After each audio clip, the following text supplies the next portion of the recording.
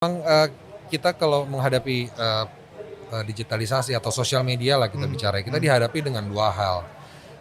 Dihadapi dengan, pemerintah, punya kewajiban untuk menjaga misalnya keamanan digital, tapi kita secara, pribadi juga saya rasa perlu, memiliki consideration yang banyak, dalam urusan keamanan. Hoax atau berita yang tidak benar, atau bullying itu Iya. tuh banyak terjadi karena kita, memilih untuk, anonymous gitu dari akun-akun yang anonymous. Iya. Podcast Literasi Digital. Podcast Literasi Digital. Podcast Literasi Digital. Oke, kawan-kawan, kita ketemu lagi di podcast Literasi Digital, persembahan Gerakan Literasi Digital Siberkreasi. Dan tamu gue kali ini gila, spesial banget. Gue nggak pernah ngebayangin bakal ngomong sama seorang Nicholas Saputra. Halo, selamat siang, Mas. Apa kabar, Nicholas? Baik sekali, senang hati sih.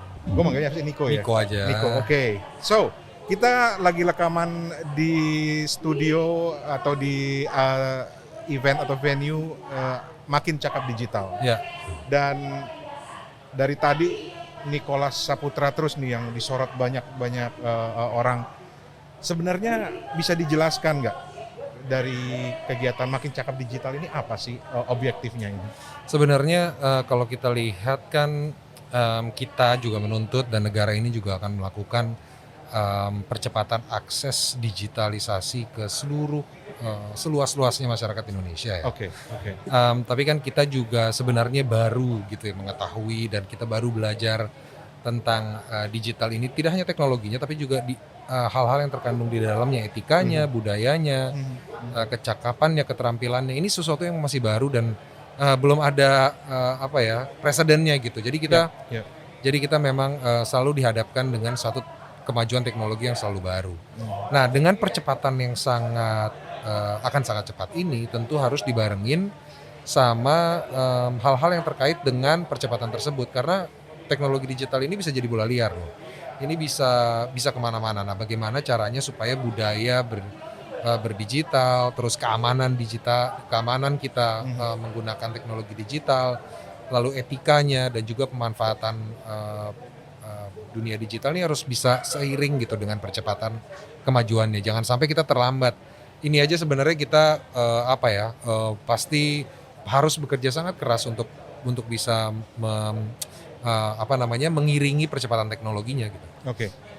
Ada satu poin menarik tadi yang juga disinggung sama Pak Jokowi soal etika. Ketika di awal-awal aja beliau udah bilang nih hoax ini juga jadi masalah banget di Indonesia gitu. Kalau menurut Niko sendiri sebenarnya di mana sih masalahnya? Ini your personal judgment ada ini kira-kira kenapa sih masalahnya sampai masalah etika? Kita kan pernah tahu orang Indonesia sempat dibilang netizen Indonesia katanya paling nggak sopan sedunia dan lain sebagainya. But kalau menurut Niko sendiri gimana? Ya memang, kita kalau menghadapi, digitalisasi atau sosial media lah kita bicara, kita dihadapi dengan 2 hal. Dihadapi dengan, cara kita menyampaikan, Yap. kita posting sesuatu, sama cara kita mengkonsumsi, cara kita melihat sesuatu. Oke. Ini ada 2 hal gitu. Nah, bagaimana cara kita men-sharing sesuatu, ini kadang-kadang juga terpecah. Yang satu, dari kehidupan sehari-hari kita. Yang Oke. kedua adalah bisa dibilang anonymous. Exactly. Yap. Gitu. Jadi gimana kita kayak memiliki 2 kepribadian gitu ya. Di satu sisi menjadi sangat terbuka, apa saja di-share tentang keluarga, anak dan lain-lain. Tapi di satu sisi juga kita punya banyak orang yang, menjadikannya anonymous. Nah, hoax atau berita yang tidak benar, atau bullying itu tuh banyak terjadi karena kita, memilih untuk, anonymous gitu dari akun-akun yang anonymous gitu. Ini tantangan juga saya rasa buat kita, bagaimana sebenarnya kita betul-betul bijak gitu. Kita betul-betul jujur gitu dalam bersosial media, karena ini dampaknya bisa sangat luar biasa baiknya atau bisa sangat luar biasa berbahayanya gitu. Jadi pedang bermata 2 banget ya. Betul gitu. Oke, terus kalau dari kegiatan yang dilakukan oleh Kominfo ini, dengan makin cakap digital karena ada 4 pilarnya itu kan Betul. semuanya. Apa yang Niko bisa lihat akan dampaknya nanti kepada masyarakat ke depan? Iya. Kalau kita bicara sebenarnya soal literasi digital ya, melalui 4 pilar itu, etika, keamanan, em, budaya, dan juga satu lagi adalah Culture, digital ethics and skills. dan skills gitu ya. Jadi pemberdayaan digital. Ini nggak bisa dilakukan sendirian. Oke. Pemerintah punya kewajiban untuk menjaga misalnya keamanan digital, tapi kita secara pribadi juga saya rasa perlu memiliki consideration yang banyak dalam urusan keamanan. Bagaimana kita percaya atau tidak memberikan data kita misalnya. Kalaupun percaya ya pemerintah juga memiliki tanggung jawab untuk melindungi itu. Tapi juga dalam sosial media sehari-hari kita terbiasa atau menjadi sesuatu yang umum sebenarnya untuk sharing hal-hal yang berkaitan dengan anak. Misalnya sekolahnya, aktivitasnya, kesukaannya.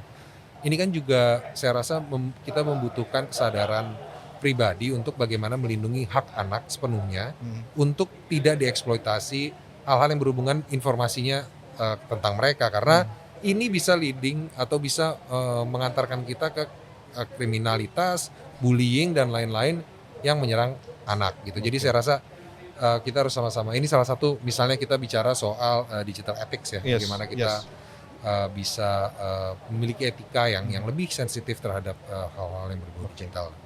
Pertanyaan terakhir, ini Indonesia itu kan masuk dalam daftar pengakses internet yang cukup besar di dunia. Ya. Dan itu tentu kembali kepada masing-masing kan, kalau kita ngomong soal etik, hoax dan lain sebagainya, bahkan juga soal berbagai macam hal yang terkait dengan penggunaan internet. Tapi saya sekarang tertarik untuk kembalikan kepada diri masing-masing dan saya mau kembalikan kepada Niko. Pola Niko sendiri dalam bermedia sosial gimana sih? Saya dari tadi nyari Instagramnya belum ketemu. Ternyata banyak foto-foto yang ini ya. Ya. Foto-foto lebih kepada bukan foto-foto lagi ngapain, lagi di pantai atau apa, tapi lebih kepada artnya gitu. Ya, kalau saya memang lebih senang men-sharing sesuatu yang passionate buat saya. Dalam hal ini adalah fotografi gitu. Jadi saya juga sadar betul bahwa mempublikasikan kegiatan aktivitas sehari-hari itu tidak hanya berkaitan dengan dampaknya ya, tidak hanya berkaitan dengan diri kita sendiri. Mungkin kita biasa atau kita terproteksi.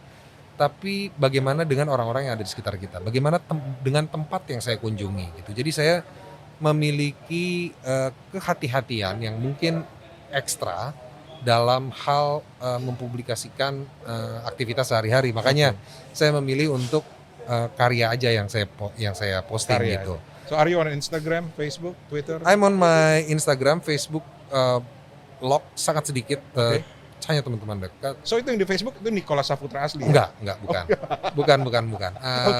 Ada satu account yang bukan Nicholas Saputra. Gitu. Tapi ini sangat kecil grupnya dan sudah lama tidak aktif sebenarnya dan tidak terlalu banyak yang saya share di sana. Twitter ada, jadi cuma Instagram dan Twitter. Ini kalau Twitter saya lebih banyak mengkonsumsi berita, mengkonsumsi hal-hal yang update hari-hari, maksudnya belakangan ini seperti apa gitu. Kalau Instagram ya itu untuk mengekspresikan diri melalui hasil fotografi. So guys, langsung aja ke Nicholas Saputra Instagram, fotonya keren-keren, asli. Thank you so much. Jalan-jalannya juga keren. Yes.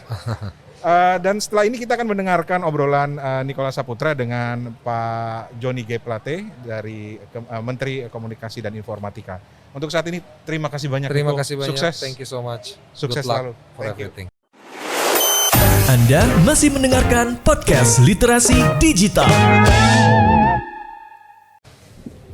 Siang Pak Joni. Selamat siang Nicholas. Semoga dalam keadaan sehat selalu Pak. Indonesia ini kan memiliki target yang cukup cukup ambisius gitu untuk mencakup digital ke masyarakat yang lebih luas. Seluas apa sih atau secepat apa sih kita mengharapkan digital akses itu bisa diakses oleh seluruh masyarakat Indonesia? Ya Nicholas ya, kita berpacu dengan teknologi. Teknologi berkembang begitu cepat ya. Kita juga mengadopsi teknologi juga begitu banyak variabel-variabel dan model-modelnya. Nah, karena apa? Karena memang tuntutannya infrastruktur teknologi informatika Saat ini itu suatu keharusan dalam rangka untuk menghantar masyarakat masuk ke era transformasi digital. Tetapi kecepatan kemajuan teknologi ini harus juga ya diimbangi dengan kecepatan pemahaman atau pengetahuan terkait dengan digital. Sehingga kita membutuhkan sumber daya manusia digital yang cepat. Nah ini karena dia berpacu dengan teknologi, maka kecepatan itu harus setidaknya sama. Idealnya harus ada di depan, tapi kita kan negara konsumen, bukan negara produsen ya. Sebagai negara konsumen teknologi, kita harus mengikuti kecepatan teknologi. Untuk itu, maka tidak ada pilihan lain untuk Indonesia melakukan atau mengambil inisiatif ya untuk melakukan pelatihan digital secara masif. Jadi semua tingkat kecakapan, mulai dari kecakapan yang paling dasar ya basic skills itu melalui gerakan nasional literasi digital yang hari ini kita launching untuk 12,4 juta orang atau hampir 12,5 juta ini masyarakat. Ini untuk memperkenalkan keahlian digital, ya etika digital, keamanan digital dan budaya digital yang memadai untuk masyarakat yang lebih luas, masyarakat dalam kualifikasi basic skills. Di Indonesia ini ada 196,7 juta warga net. Nah bayangkan kalau warga net yang punya akses yang tidak terbatas dengan dimensi ruang dan waktu ini tidak mempunyai etika di ruang digital, tidak mempunyai keahlian di ruang digital, ya tidak mempunyai budaya di ruang digital, maka ruang digital kita akan diisi dengan sampah ya yang tidak bermanfaat. Nah untuk itu ya kita perlu memastikan pelatihan digital ini dilakukan secara cepat dan meluas di tingkat dasar. Ini yang paling banyak. Tetapi tidak itu saja. Sebagai pengguna dan konsumen teknologi, kita juga harus bisa memanfaatkan teknologi itu. Sehingga Kominfo juga meluncurkan program yang disebut dengan Digital Talent Scholarship. Itu 100.000 peserta yang dibiayai atau yang dibiayai oleh APBN ya atau pesertanya gratis. Bagi anak-anak muda kita, milenial group kita yang berijazah, baik berijazah sekolah menengah atas, apalagi yang berijazah sarjana, untuk pelatihan-pelatihan atau kecakapan digital tingkat menengah, intermediate skills. Ya program tadi ada coding, ya, ada big data, ada cloud computing, artificial intelligence, virtual reality dan lain sebagainya itu. Nah itu kita butuhkan setidaknya 100.000 per tahun dari 600.000 secara rata per tahun dalam 15 tahun ke depan. Kita harus menjembatani gap digital talent gap ya. Untuk intermediate skills ini ada 9 juta dalam 15 tahun atau 600.000 per tahun. Kominfo baru bisa menyediakan 100.000 per tahun. Nah kita membutuhkan ekosistem untuk juga bersama-sama ya agar kebutuhan jumlah dan kualifikasi ini terpenuhi. Dan yang ketiga adalah yang dikenal dengan Digital Leadership Academy ya. Digital Leadership Academy ini untuk pelatihan kecakapan tingkat lanjut untuk master mentor digital. Ini disediakan 300 seat, 300 peserta ya setiap tahunnya bagi para startup founders ya, bagi kepala dinas Kominfo baik di provinsi maupun di kabupaten atau kota untuk mendukung smart city, kota cerdas ya. Dan kebutuhan-kebutuhan bagi dunia perguruan tinggi, para dosen dan lain sebagainya. Nah 3 level kecakapan digital ini harus segera kita lakukan karena memang kebutuhannya saat ini juga.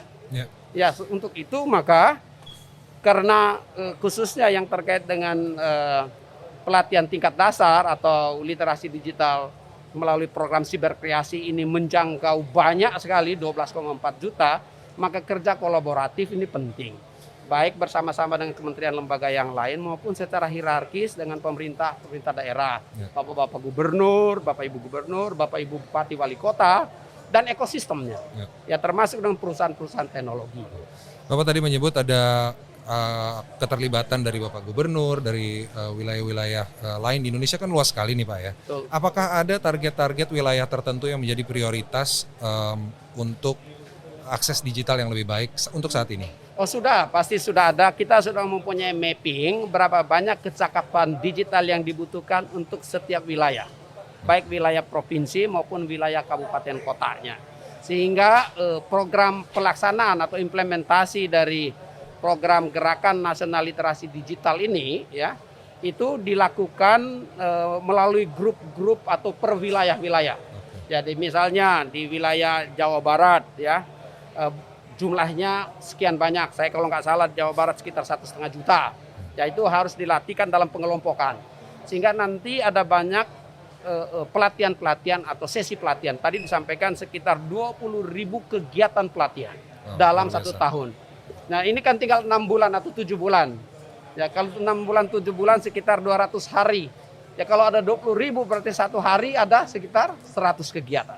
Jadi ini kegiatan yang betul-betul secara masif membutuhkan kerjasama kolaborasi yang kuat. Ya, luar biasa. Mudah-mudahan percepatan teknologi dan juga pendidikan atau kemanfaatan yang kita bisa dapatkan dari digital bisa berjalan seiringan supaya memberikan kebaikan dan kesejahteraan bagi kita semua. Terima kasih banyak waktunya, Pak. Podcast Literasi Digital. Podcast Literasi Digital. Podcast Literasi Digital.